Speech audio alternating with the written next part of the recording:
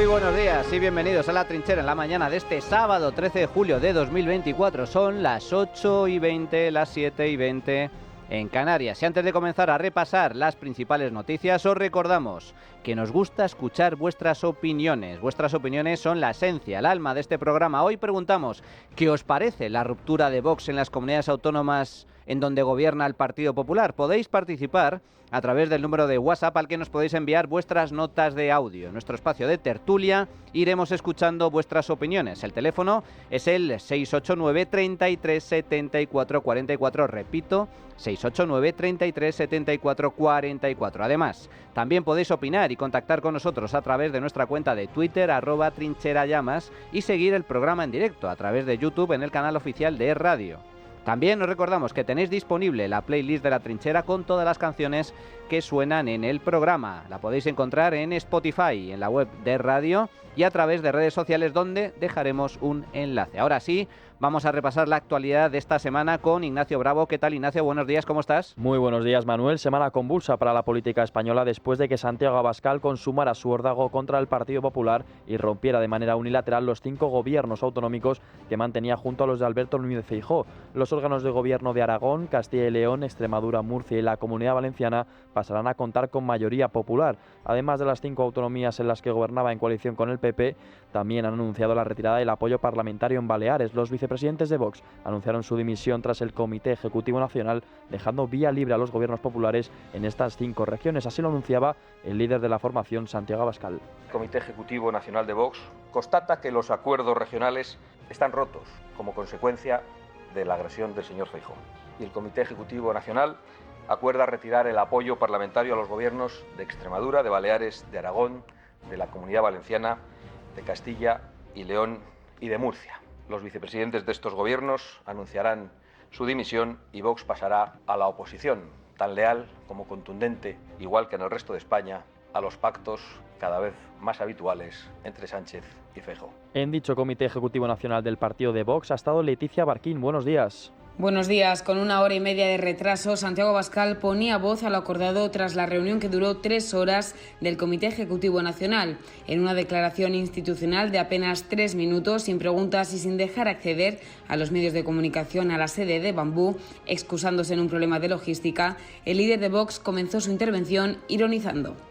Pido a todos tranquilidad. Algunos ya estaban disfrutando, pensando que en Vox estábamos agarrándonos a los sillones o tratábamos de entrar en directo en los telediarios, como hace Pedro Sánchez, y ni una cosa ni la otra, porque los telediarios ya están terminando y no tenemos ningún apego a los sillones, sino a nuestros principios. El motivo trasladado por la formación por el que los medios de comunicación no podían estar presentes en dicha comparecencia para poder formular las preguntas oportunas era que, al ser tan numerosa la Ejecutiva Nacional, formada por 20 miembros de Vox, aunque este jueves asistieron 19 a falta del secretario general Ignacio Garriga, que se tuvo que ausentar por el nacimiento de su hijo, tuvieron que realizar la reunión en la sala donde suelen celebrarse las ruedas de prensa. Convocar a los medios de comunicación hubiera supuesto, según Vox, retrasar demasiado la declaración al tener que mover las mesas. Muchas gracias, Leticia. La última decisión de Santiago Abascal ha desencadenado un aluvión de reacciones, una de ellas la respuesta del hasta ahora socio de gobierno de Vox, Alberto Núñez Feijóo. Allá Vox y su disparatado movimiento se han pasado de frenada y han descarrilado. Han cambiado sus preocupaciones electorales, pero no han cambiado las preocupaciones de los ciudadanos, a los que nosotros sí vamos a seguir dedicándonos. Si Vox se quiere borrar, allá ellos. Vox parece que aspira a ser siempre oposición, pero activamente al PP. El problema de Vox parece ser que es el Partido Popular y yo mismo. El presidente del Gobierno, Pedro Sánchez, ha mostrado su alegría ante esta noticia. Además, ha instado al Partido Popular a distanciarse de las políticas de Vox y a aprobar la reforma de la Ley de Extranjería. Lo ha hecho desde la cumbre de la OTAN en Washington. Yo creo que hoy es un gran día para España. Yo no sé a quién perjudica y a quién beneficia en términos políticos, pero los beneficiarios netos de la salida de la ultraderecha de los gobiernos autonómicos es la mayoría social de españoles y españolas. Y la pregunta que debe hacerse el Partido Popular es si está dispuesto el Partido Popular a romper con las políticas que ha aprobado con Vox, y creo que tiene una gran oportunidad. y es la reforma de la ley de extranjería. También hemos escuchado a sus socios de gobierno acerca de este tema. Desde Esquerra Republicana lamentan que haya tenido que ser Vox quien se distancie del Partido Popular y no al contrario, mientras que desde Sumar acusan a los de Santiago Abascal de malas personas. Escuchamos a los portavoces de ambos partidos, Gabriel Rufián e Íñigo Errejón. Pues manda a bemoles que haya sido Vox quien haya roto con el PP y no el PP con Vox. Creo que lo que ha sucedido en Francia es un ejemplo en cuanto a una derecha. A nadie se le escapa que Macron quizás es más de derechas que Feijóo, pero no imita a su ultraderecha. Yo lo de que Vox deje un chiringuito lo tengo que ver, porque hasta ahora eso no se ha visto. Yo no sé si pasará, pero alguien que amenaza con romper un gobierno porque su línea roja moral y política es que su comunidad autónoma acoja a 30 personas, a 30 niños, es una mala persona, y las malas personas no hacen buenas políticas. Bueno, pues terremoto político de primerísima magnitud durante esta semana. Se rompen los gobiernos autonómicos entre Partido Popular y Vox. Y se rompen de forma unilateral por parte de Vox. La excusa, el argumento que da Santiago Abascal para romper con el Partido Popular es que se han incumplido los acuerdos de gobierno. Y eso es mentira. Los acuerdos de gobierno firmados entre PP y Vox para poder gobernar conjuntamente en esas 5 comunidades autónomas no incluían nada específico sobre este acogimiento voluntario de menas que se ha producido como consecuencia de la crisis migratoria brutal que sufre Canarias. Canarias ha pedido ayuda. Y cuando una comunidad autónoma pide ayuda, partiendo de la base de que todas las comunidades autónomas son España, lo lógico y razonable por parte del resto de españoles es prestársela. Casualmente, solo hay 2 partidos que se han negado a acoger voluntariamente a este grupo de menas y repartirlos entre las diferentes comunidades autónomas. Cerca de 350 menas. Vox es uno. El otro partido es Junts, el partido que lidera el prófugo y golpista Carles Puigdemont. Esto ya da buena cuenta de cuál es el cariz de la historia. Por lo tanto, no hay ninguna ruptura de acuerdo, no se ha incumplido ningún acuerdo por parte de los gobiernos del Partido Popular. De hecho, Vox no ha dicho nada durante los años 2020, 2021, 2022 y 2023, cuando se han producido repartos similares de inmigrantes y de menas entre las diferentes comunidades autónomas. ¿Por qué ahora? Esta es la clave. ¿Por qué ahora? El tema del reparto de los menas es la excusa, no la causa. Es el chivo expiatorio que ha utilizado el partido de Abascal para romper sus gobiernos autonómicos con el Partido Popular. Y entonces lo que hay que preguntarse es ¿por qué? ¿Por qué Vox rompe con el Partido Popular? Y hay una respuesta, señores. Estamos hablando de política. Y la política va del ejercicio del poder. Va de ganar votos. Y la clave aquí es que Vox estaba de capa caída. Vox estaba cayendo en las encuestas electorales. Por diferentes motivos, pero uno de ellos es que estaba siendo de alguna forma sancionado, castigado por el hecho de mantener determinados gobiernos con el Partido Popular. Esto suele pasar cuando hay coaliciones, gobiernos de coalición, el partido mayoritario que ostenta más poder se suele comer al partido más minoritario. Esto ha sucedido, por ejemplo, con Ciudadanos. Y estaba cayendo en las encuestas. Segundo factor a tener en cuenta, pues el fenómeno Alvise. Hay un nuevo jugador dentro en la mesa, en el tablero político. Un jugador que acusa, critica y ataca a Vox por ser parte del sistema. Un jugador que imita y que asume como propios algunos de los postulados de Vox en contra de la inmigración ilegal y que además propone medidas mucho más duras y contundentes. Y el fenómeno Alvise le estaba comiendo la tostada a los de Santiago Abascal, especialmente entre los más jóvenes. Una vez más, factor electoral. Y en tercer lugar, no es casualidad tampoco que esto se anuncia justo después de que Vox se una al nuevo partido europeo liderado por Orbán, el líder húngaro. Lo que viene a hacer Vox es a jugar a una estrategia electoral ante la posibilidad de que haya un adelanto electoral de las elecciones generales. Y Vox piensa que desde la oposición puede no solo frenar al fenómeno Alvise, sino recuperar parte del voto perdido y volver a liderar la iniciativa política para subir en las encuestas. Y lo trágico, lo terrible, es que al final, ¿quién sale ganando? Solo hay que escuchar a Pedro Sánchez. Pedro Sánchez está feliz con la decisión de Vox. Feliz. Y está feliz porque resulta que el objetivo a batir para Santiago Abascal no es Pedro Sánchez. No es este gobierno de comunistas y liberticidas que nos están llevando al abismo. No. El objetivo a batir de Santiago Abascal y de Vox es el Partido Popular, su socio natural, un partido de centro-derecha, que tiene diferentes almas, algunas almas más socialdemócratas, otro un poquito más liberal-conservadoras, pero en todo caso el único socio natural que tiene Vox en todo el arco parlamentario español es el Partido Popular. ¿Y qué hace Vox? Rompe con el Partido Popular, ataca al Partido Popular, insulta a su líder Alberto Núñez Feijóo. Y esto es trágico, pero es trágico no para Vox o no para el Partido Popular, es trágico para España. Porque, atención, esto al final es una pinza entre PSOE y Vox contra el Partido Popular. Y, como digo, la tragedia radica en que tenemos una derecha dividida y ahora además enfrentada. Vox sacrifica de esta forma a un centenar de cargos políticos tras la renuncia de 4 vicepresidentes autonómicos, una docena de consejeros y decenas de altos cargos y asesores que pasarán ahora a cargos políticos del Partido Popular, aunque desde los gobiernos de Aragón, Castilla y León, Extremadura, Murcia y la Comunidad Valenciana no cierran las puertas a los dirigentes de Vox descontentos con la decisión de su líder.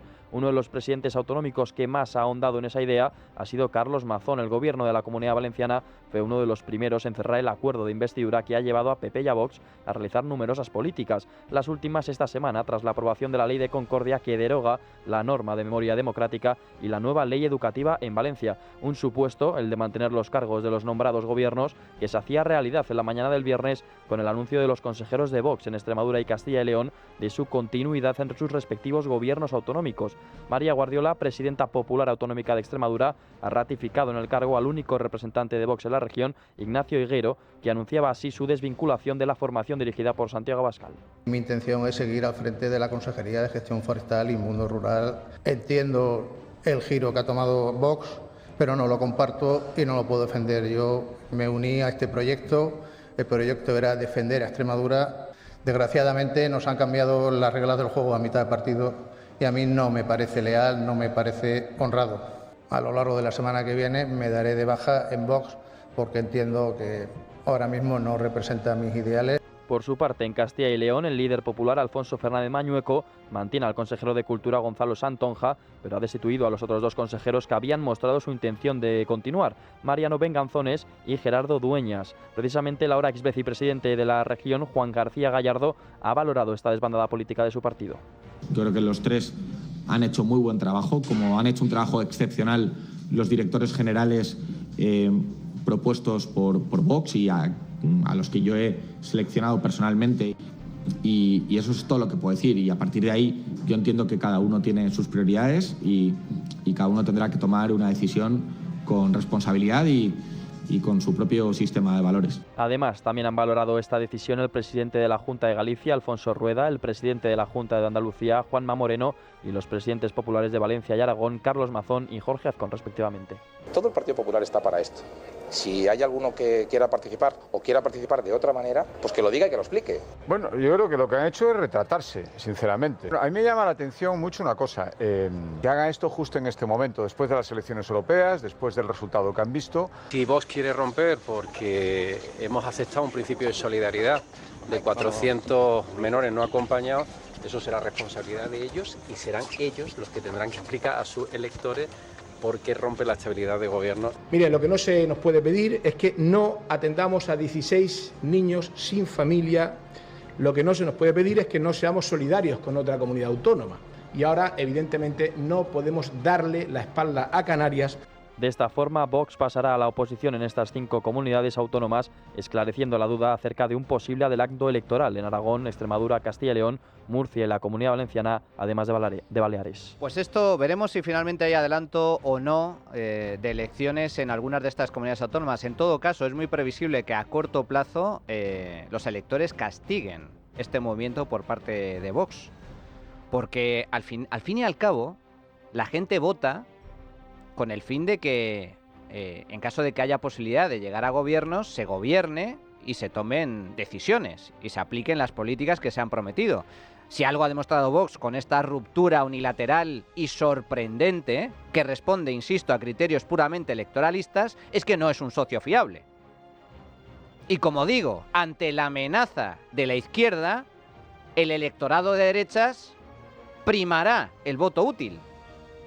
Y el voto útil, en este caso, si no se puede llegar a acuerdos entre PP y Vox, porque Vox no está dispuesto a llegar a acuerdos, y cuando llega a acuerdos los rompe ni siquiera a mitad de partido, es que apenas ha pasado un año desde que se han constituido los gobiernos regionales. Pues entonces, ¿cuál es el voto fiable? El voto fiable está demostrado que sería el del Partido Popular. Por lo tanto, muchos votantes van a castigar a Vox por este movimiento. Y luego también sorprende la forma de tomar decisiones en el partido de Santiago Abascal. Las decisiones las toma, pues, Santiago, el líder, y su camarilla. Punto. Con independencia de lo que piensen sus varones o sus estructuras regionales. Es un partido puramente centralista y jacobino.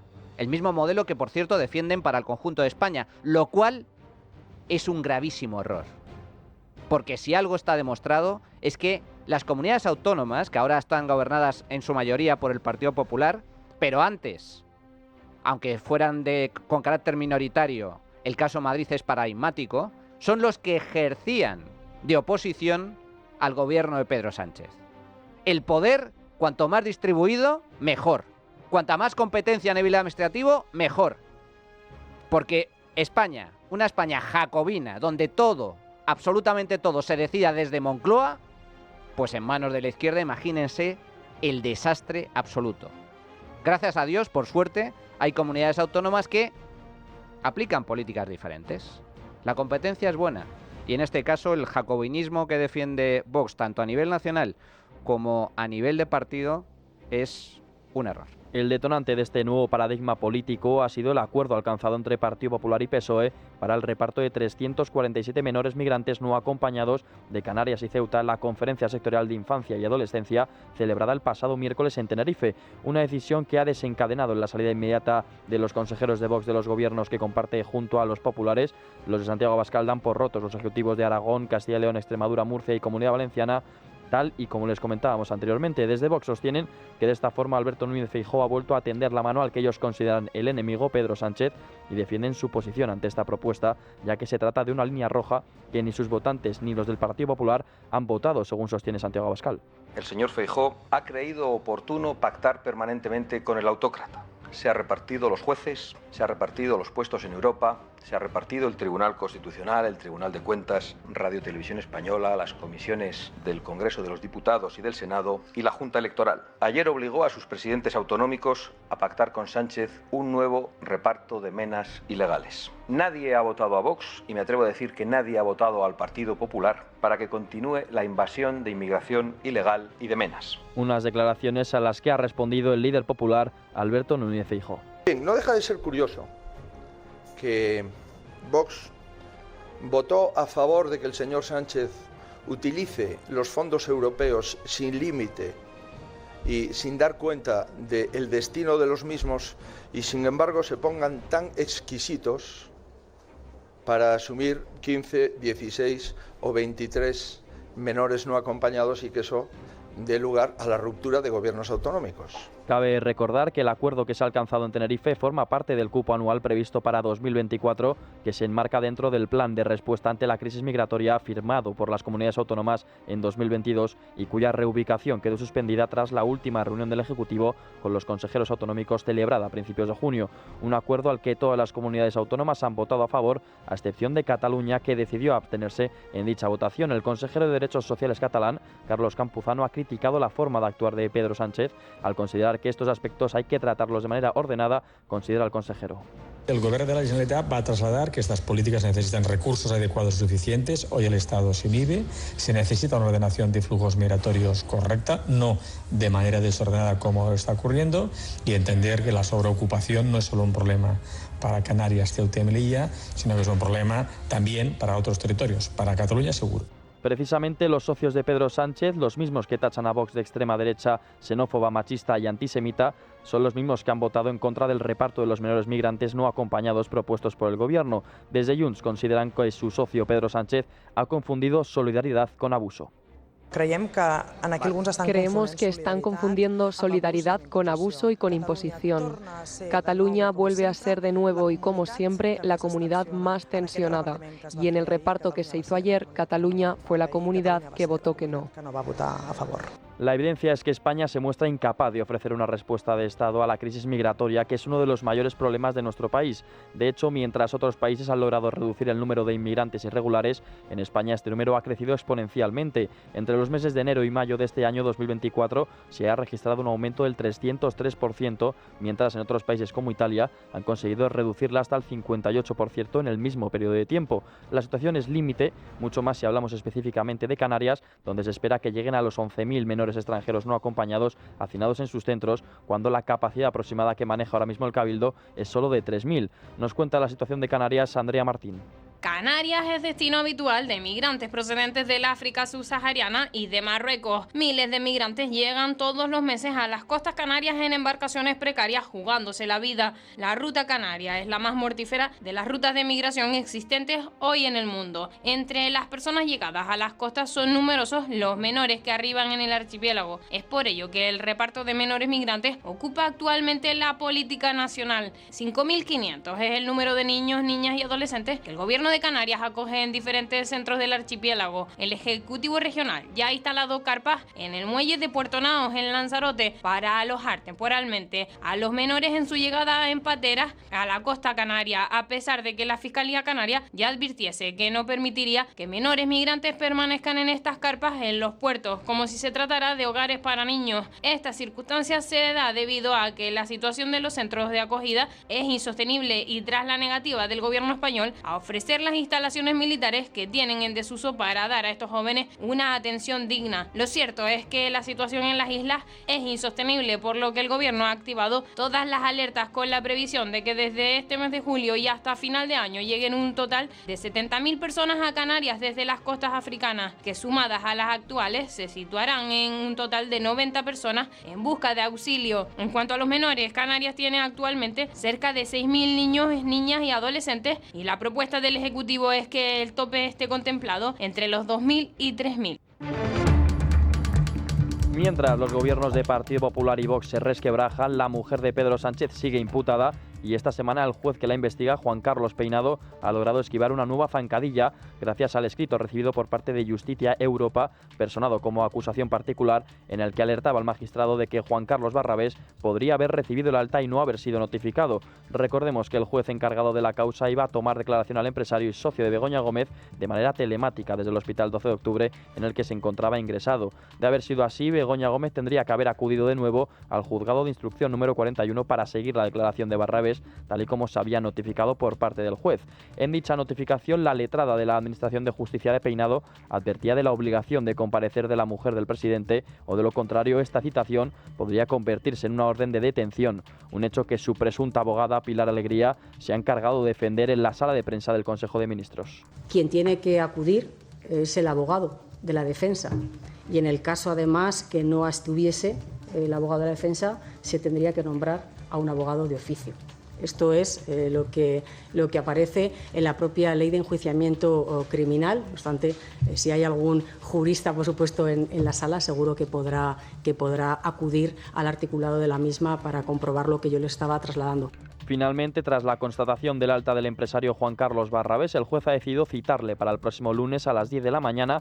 También lo harán el vicerrector de Planificación, Coordinación y Relaciones Institucionales, José María Coello, y su predecesor en el puesto, Juan Carlos Doadrio, aunque estos lo harán el mismo día que Begoña Gómez, el 19 de julio, después de ser notificados esta misma semana. Bueno, pues continúa el escándalo, la investigación judicial en torno a los negocietes de Begoña Gómez, la mujer del presidente del gobierno. Y yo me pregunto, ¿qué hace la portavoz del gobierno, Pilar Alegría? ¿Qué hace? El gobierno es un conjunto, ministros de todo tipo, pronunciándose sobre el caso particular de Begoña Gómez. Begoña Gómez es una particular, no ostenta ningún cargo público. En todo caso, a lo mejor se podría defender su postura desde el Partido Socialista, lo cual también me parece absolutamente inmoral, pero que se haga desde el gobierno, desde las instituciones, pronunciándose abiertamente en defensa de Begoña Gómez. Lo que hay que hacer, ni más ni menos, es dejar actuar a la justicia, al juez, y dejar de señalar a los jueces y a la prensa crítica que desvela los negocietes y las sospechas sobre la mujer del presidente y su entorno. Mientras tanto, continúan saliendo nuevas informaciones que podrían hacer ampliar la investigación del juez Juan Carlos Peinado. Esta semana hemos conocido la manipulación de los registros informáticos que usó Begoña Gómez para borrar su rastro con la empresa Inmark y que el juez podría tener en su poder. Además de la filtración de las imágenes de la mujer del presidente declarando hace ahora una semana ante el juez Peinado. Adrián Pajares, buenos días. Buenos días. El magistrado Juan Carlos Peinado tiene en su poder el resultado de un peritaje que sostiene que Begoña Gómez manipuló registros informáticos para borrar su rastro con la consultora Inmark. El nexo entre la mujer de Sánchez y esta compañía es clave, ya que siendo ella accionista de la consultora, 4 ministerios le adjudicaron contratos por valor de 138.000 euros. Gómez pidió aplazar la semana pasada su declaración al tener conocimiento de que el juez conocía que tenía intereses económicos dentro de la consultora. ¿Nos puede decir cuál es su nombre y apellidos? Sí, María Begoña Gómez Fernández. Muchas gracias. Mire, se le ha citado como investigada en un procedimiento criminal que se sigue en este juzgado por sendos presuntos delitos de tráfico de influencias y de corrupción en los negocios. Como investigada, y como le acaba de informar el señor letrado de la Administración de Justicia de este órgano judicial, tiene usted todos los derechos que le concede la Constitución española. El primero de ellos es el derecho a no declarar si no lo desea. También tiene usted derecho a ser asistida de un letrado, que es el señor que se encuentra sentado a su derecha en los estrados de esta sala. Lo primero que le voy a preguntar es si tiene conocimiento del contenido de los hechos que están siendo objeto de investigación. No. ¿No tiene conocimiento? No. Pues en ese caso vamos a suspender la declaración para ilustrarle debidamente en presencia de su letrado, y le ilustraré yo personalmente. La conclusión del peritaje forma parte de la ampliación de la querella que interpuso Hazte Oír contra Begoña Gómez. En ese documento se explica al magistrado que la mujer de Sánchez registró a Inmark como cliente dentro de la plataforma TSC, el software que desarrolló con fondos públicos de la Universidad Complutense de Madrid. La relación entre la mujer de Sánchez y la consultora es clave para la acusación, que sostiene que esta es la prueba que acredita que siga habiendo una relación empresarial entre ellos. Y pendientes todavía de la declaración de Barrabés el próximo 15 de julio, según explicó él mismo a The Objective antes de su ingreso hospitalario, el empresario aseguró que jamás la ha usado a ella, a Begoña Gómez, para nada, y que no ha obtenido ninguna ventaja por Begoña, pero por otro lado maldice el día que la conoció, y también Barrabés reconoce que ayudó a Begoña Gómez en todo lo que le pidió para montar el máster de la Universidad Complutense. Para ello le ofreció profesores, algunos que trabajan hoy en la empresa Barrabés, y también hemos conocido por la información de Voz Populi que Begoña Gómez registró a su nombre la cátedra de la UCM 4 meses antes de llamar al rector a Moncloa para crearla, pero por si fuera poco, el gobierno de Pedro Sánchez acaba de adjudicar un contrato al socio de su mujer para el suministro de 3 bicicletas eléctricas de montaña por un importe de 13.857 euros. En concreto ha sido la Subdirección General de Gestión Económica, adscrita al Ministerio de Presidencia, Justicia y Relaciones con las Cortes, con sede en el complejo de la Moncloa, la que ha otorgado este contrato menor a la empresa, casualidad o no, Barrabés Esquí Montaña España SL, sin necesidad de concurso público. Cabe mencionar las cartas de recomendación por parte de Begoña para que las empresas de Barrabés ganaran contratos públicos, así que el lunes, con la declaración del empresario, saldremos de dudas. El término del fango que tanto le gusta acuñar a Pedro Sánchez es el que ahora le rodea a él, a su partido y a su familia. Además de su mujer, el presidente del gobierno podría sumar la imputación de su hermano David Sánchez. El pasado miércoles la Guardia Civil registró la Diputación de Badajoz en busca de nueva información, mientras todos apuntan a la pasividad de la agencia tributaria en el caso. Tiene todas las novedades Eva Perarnau, buenos días. Buenos días. Esta semana un grupo de agentes de la UCO ha registrado la Diputación de Badajoz por orden de la juez Beatriz Viedma en busca de documentación sobre la actividad del hermano del presidente. Ante la falta de colaboración de la Diputación al entregar los documentos pedidos por la magistrada, Viedma ha solicitado este registro ante la posibilidad de que pudieran destruirse pruebas. El propio David Sánchez, al enterarse de la acción de la UCO, se presentó en la Diputación mientras se realizaba la inspección. La magistrada del juzgado pidió hace varias semanas diferentes archivos a la Corporación Provincial sobre la actividad laboral del hermano del presidente desde que empezó a trabajar en la Diputación. El organismo institucional no ha presentado el informe pedido donde deben estar registradas las entradas y salidas de David Sánchez de su puesto de trabajo. A la ausencia de estos documentos se le une la sospecha de que la institución montó un despacho a David Sánchez para acreditar que acude a su puesto de trabajo, a pesar de las denuncias internas de sus compañeros de absentismo laboral. En el registro, la Guardia Civil se ha hecho con la dirección que David Sánchez dio a la Diputación como residencia, un chalet en el Espinar, Segovia, que se fijó en su ficha de directivo cuando fue contratado en 2017. Según informaciones del periódico El Debate, el inmueble fue vendido hace un mes, justo cuando comenzó la investigación al músico por tráfico de influencias, malversación, prevaricación y fraude a Hacienda y a la Seguridad Social. La aparición de este inmueble supone la suma de una nueva vivienda vinculada al hermano del presidente, junto con sus pisos en varios países y el palacete de Elvas, que podría vincularle a la trama del caso Koldo que investiga la Audiencia Nacional. La única solución que se le ha ocurrido al gobierno de Pedro Sánchez para tratar de esconder y tapar las recientes informaciones que siguen estrechando el cerco en contra de él ha sido la detención del productor musical y amigo de Isabel Díaz Ayuso, Nacho Cano, por un presunto delito contra el derecho de los trabajadores y por favorecer la migración irregular. El exmiembro de la conocida banda Mecano fue llamado a la comisaría para esclarecer unas acusaciones que caían sobre él después de que una alumna conflictiva de su musical Malinche le denunciara, como él mismo relató en los micrófonos de Es la Mañana de Federico. El músico defiende que ha sido producto de una cacería en la que buscaban encontrar una noticia mayor. Que como ya han ido a por su novia, a por su hermano, a por su padre, el que les queda soy yo, ¿vale? Y dirimir, además te lo digo a ti que eres la sexta, y dirimir la atención de otras cosas, como es la imputación, sí, real, de la mujer del presidente, que yo no estoy imputado. Todo lo que rodea a esta actuación ha sido bastante cuestionado después de conocer los procedimientos que se llevaron a cabo en la detención. Los agentes se saltaron todos los protocolos policiales al llevar a cabo la detención y la toma de declaración de los empleados del musical dirigido por Nacho Cano. Una comisaría de distrito no está facultada para una actuación en la que se presume que pueda haber delitos contra los seres humanos. Fuentes policiales afirman que la comisaría de centro, dirigida por el comisario Alberto Carva, tenía que haber elevado los datos de la denuncia que recibió por parte de una de las trabajadoras del musical.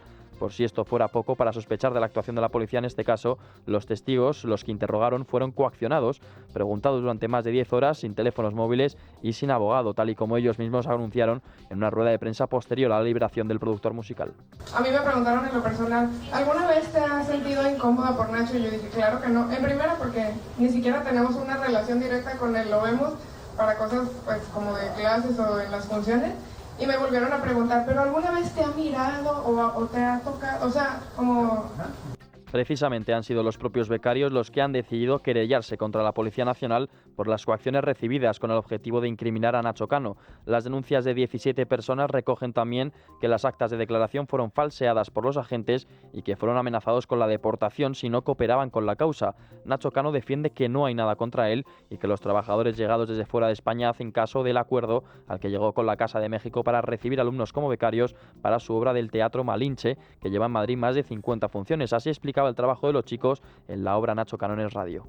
Ellos entran como turistas y se empiezan a solicitar todo ofensas. ¿Que te falta un papelito allí que no sé qué, qué tal? Vale, muy bien, pero que está clara desde el principio la intención, que no son inmigrantes ilegales.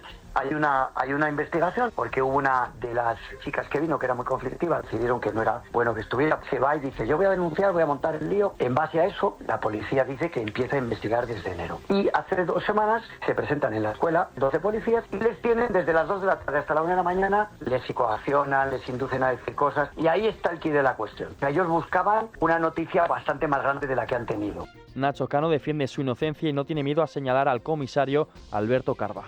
Alberto Carba, el comisario jefe de esa comisaría que está muy supeditado a Marlaska.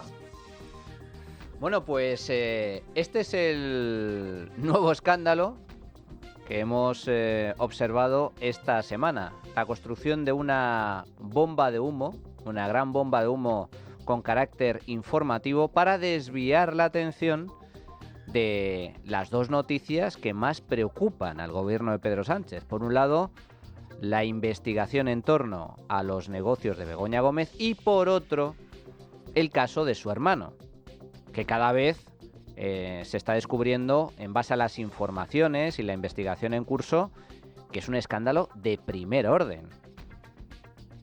Coincide el tema de Nacho Cano con el registro de la UCO en la Diputación Provincial de Badajoz. La misma diputación en la que, en teoría, trabaja el hermano de Pedro Sánchez, pero no va a trabajar. De la cual cobra un sueldo público bastante generoso, gracias al cual ha construido, en base a la información disponible, un patrimonio ciertamente elevado, de casi 2 millones de euros. Y muchos se preguntan cómo es posible con el sueldo que tiene en la Diputación, que haya acumulado semejante patrimonio en apenas unos años.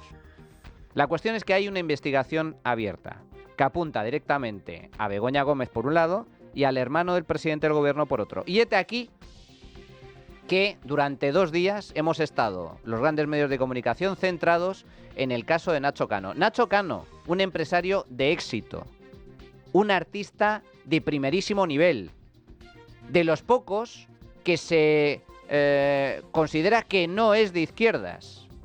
Nacho Cano es todo lo contrario al comunismo patrio. No vive de subvenciones, vive de su trabajo. Pues hete aquí que montan el gran escándalo, con detención incluida, tanto a Nacho Cano como a su grupo de bailarines, para montar el espectáculo. Y lo han conseguido. Han conseguido montar el espectáculo, han conseguido desviar la atención. Por un caso presuntamente de irregularidades en torno a la contratación de un grupo de muchachos, pero vamos a ver, que era un convenio, un acuerdo firmado con la propia Embajada de México, con la Casa de México, para traer artistas de México aquí para aprender la función que se desarrolla en Madrid de cara a exportarla en breve a México. ¿Cuál es el problema? Los propios bailarines han denunciado la actuación de la policía. Han denunciado coacciones, que se ha tergiversado, se han incluido errores en las declaraciones que figuran por parte de la policía durante 10 horas siendo interrogados, siendo presionados para decir lo que no querían decir, que no había nada, que no habían sido sometidos a ningún tipo de explotación y de acoso por parte de Nacho Cano. Pero ¿esto qué es?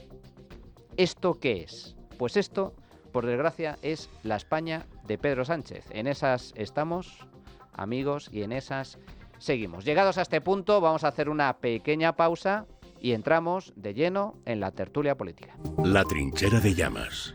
Es Radio.